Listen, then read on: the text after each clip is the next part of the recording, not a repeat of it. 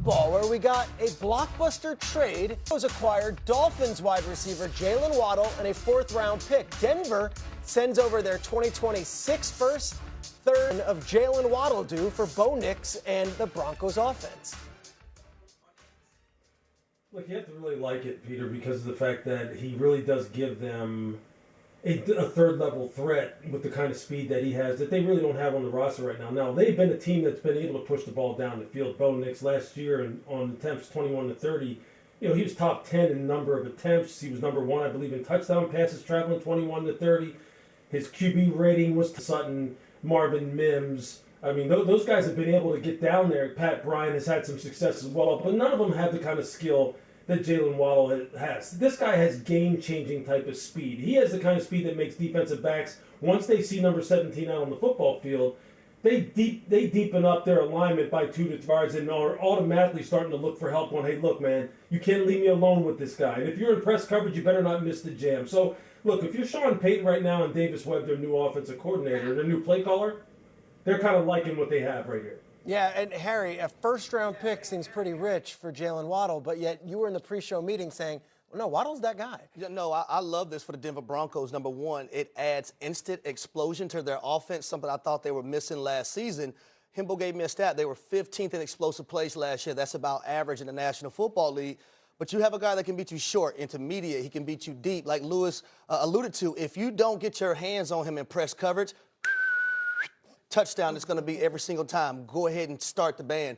And what I love about it is that he can take any route to distance for a touchdown. I think about him playing my team, the Atlanta Falcons. He's a guy that you can line up wide. You can line up in the slot. He can catch footballs over the middle. And I love the way Miami utilized him. We call these condensed splits. If you're a single receiver, nasty. If it's two receivers, classy. And you can put him in motion. You can utilize him in a lot of different ways. And I'll tell you this, if you're a secondary player and you're in your back pedal and you don't get out of your back pedal, you're also going to strike up the band in that capacity as well, too. Kmart, it was a first, a third, and a fourth. That's a lot. What does it say about what Denver's looking to do this year? So I'm glad that you finally brought up the compensation, because I think a lot of people are going to look at that compensation and say, ooh, that's pretty hefty. But the Broncos picking 30th. And now, you flip that pick, and now you've got a proven commodity. You have an instant, 39% of his passes, 20 yards or more down the field. Not good enough. You look at an area of weakness, a lot of drops by their wide receivers last year. Bo Nix, a lot of inaccuracy. I love Bo Nix, but there was inconsistent play. And now here's Jaylen Waddle, who only helps to make Courtland Sutton better, because defenses can't just key in on Courtland. They say, oh, we got to pick our poison here. And this is a team that is all in. If it wasn't clear by Sean Payton getting rid of his OC, wide receivers coaches, other coaches, and promoting Davis Webb to play caller, that's huge. I would say this. A player like Jaylen Waddle forces a guy like Bo Nix to say, you know what, I have to be more accurate.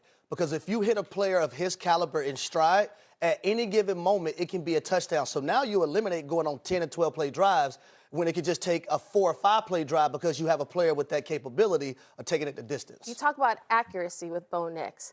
Of the 11 regular season interceptions he threw, all of those throws came when he was targeting wide receivers. This is a group that needed to be upgraded, and now they have been. Lewis, they were an AFC championship team last year. They were right there. They were just a little bit short. Does this trade get them over the top? It's very likely that it could, as long as Jaylen stays on the football field, as long as they're able to kind of utilize him with those deep shots in a very productive way. You know the defense is going to be good. You're going to assume that Bo Nix comes back from the injury, and he's going to continue to level up his play as well. And we'll just see what Davis Webb adds in terms of his ability to integrate the run game and the pass game, specifically the play-action passing game. If they can get that going, that's where deep shots come. So, look, I think this team is sitting right there, man. They really are. This could be one of those pieces that really does make them the favorite maybe in the AFC at the beginning of the season. I would also add to it, I think Jaylen Waddle is underrated as a route runner.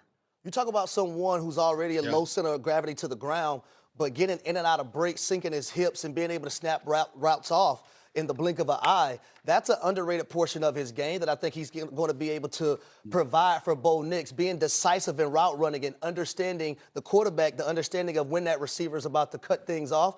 I think that's underrated with Jaylen Waddle. Put a quick button on it. If you're a Broncos fan waking up this morning, you're fired up for Jaylen Waddle? Oh, you're feeling great. You're jumping for joy, saying that we're probably going to win the AFC West again. Okay, jumping for joy. Back to the madness we go. We got plenty more football later in the show.